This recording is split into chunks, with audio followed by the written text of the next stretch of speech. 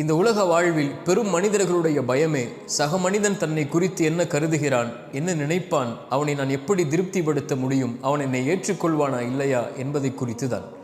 இந்த பயத்தை எவன் கடக்கிறானோ, யார் கடக்கிறாரோ அவரே வெற்றி அடைந்தவராக மகிழ்ச்சி அடைந்தவராகவே வாழ முடியும். இல்லை என்றால் உலக வாழ்வு முழுவதும் பிற மனிதனுக்காக வாழ்ந்து மறைந்ததாகவே ஆகிவிடும்.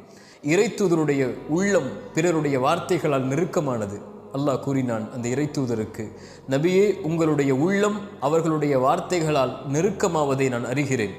நீங்கள் அதை குறித்தெல்லாம் கவலைப்படாதீர்கள். அதற்கெல்லாம் நீங்கள் பதிலளிக்கவும் தேவையில்லை. என்னை புகழ்ந்து விடுங்கள், என்னை சிரம்தாழ்த்தி வணங்கி விடுங்கள் என்று இறைத்தூதருக்கு இறைவன் அறிவுரை கூறினான். படைப்புகளை திருப்திப்படுத்துவது உங்களுடைய நோக்கமல்ல. படைத்தவனை திருப்திப்படுத்துங்கள். படைப்புகளை படைத்தவன் திருப்திப்படுத்துவான். நீங்கள் இறைவனுக்கும் உங்களுக்கும் நல்லவராக வாழ்ந்தால் போதும். யாருக்கும் அதை நிரூபிக்க வேண்டும்